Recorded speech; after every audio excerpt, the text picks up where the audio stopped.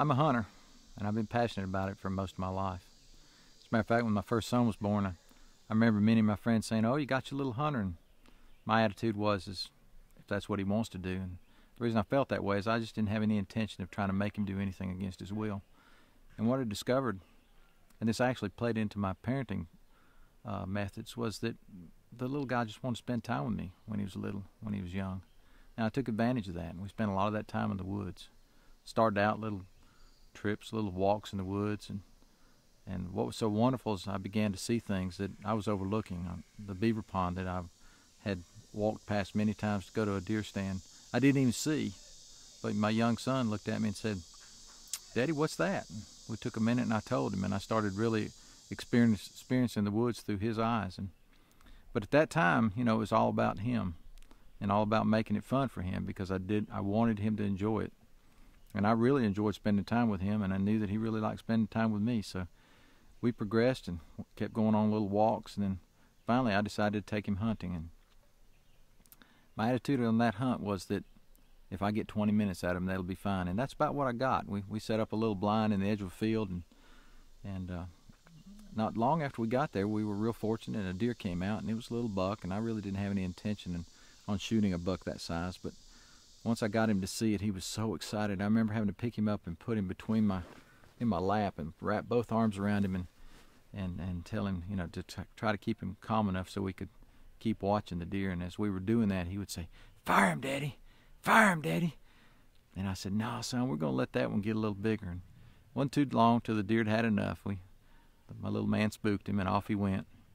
About 5 minutes later, he was done. Evan was done too, and he was only about 4 at the time. So we got up, and I said, "Well, I'll tell you what. There's another field over here," and we played Indian, walked over to that next field, and it made it fun for both him and me. And we kept going, doing hunts like that for quite some time. I always tried to make sure that it was warm when we went.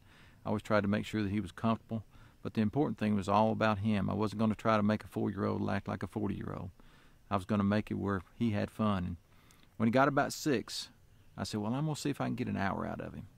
So we went to a spot that I was pretty excited about. But after we got there, he wasn't ready. We got about 30 minutes out of him, and that was it. And we ended up leaving. But we had a good time, and he enjoyed it, and I did too. Well, when Evan was 7, I could tell by his maturity level, I could tell because I'd spent a lot of time with him, that he was ready. And I got him a .223 rifle, and opening day of deer season, he was the shooter. And I knew I'd done something right as far as getting him excited about hunting when he woke me up at 4:15 when we had the alarm set for 4:30. The little man tapped on my shoulder and said, "Daddy, is it time to go?" And I said, "Yes, sir, it sure is." So we got up and got ready, and didn't have much luck that morning, or we didn't see any deer. But we went that afternoon to another spot, and remember, it was all about him. It was all about trying to make this fun for him. So I made sure that we had little things to entertain him. And on that particular hunt, I told him to pack a book. He loves to read, and I told him to pack his Game Boy. And once we got situated in the stand, got tucked in, and we were there to stay for a while.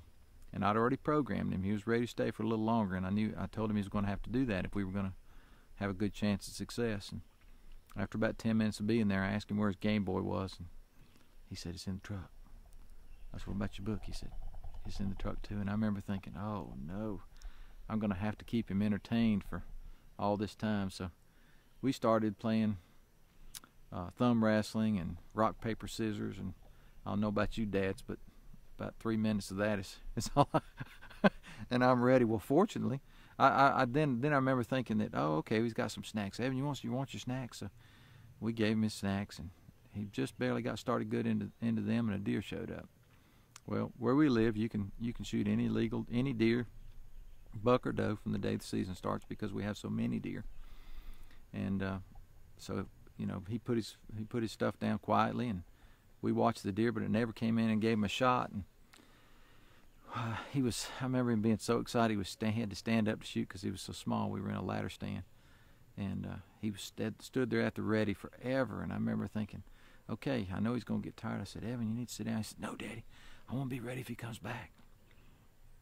Anyway, I finally got him to sit down, and it wasn't too long till till you know. Well, I remember him thinking, "Oh, Daddy, is that it? Is that all that's going to happen if we blown it?" And I said, "No, son." I said, "There's a lot of sign here, and it was left by more than one deer." And we just hung in there for a little while longer, and it wasn't too long till another deer showed up, and Evan did exactly what he was supposed to do and made a good shot and put a deer down, and he was on the board.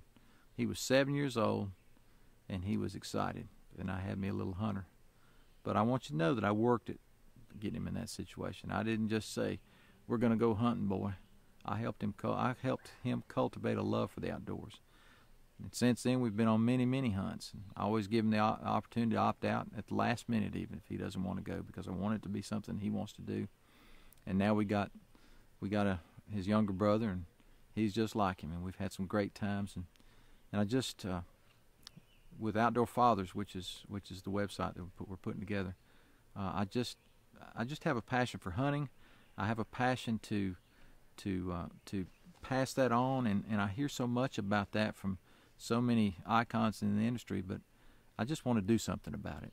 Okay, I heard a man say years ago that we have a daddy problem in this country, and what I've discovered is that he's right, and I'm determined to be part of the solution.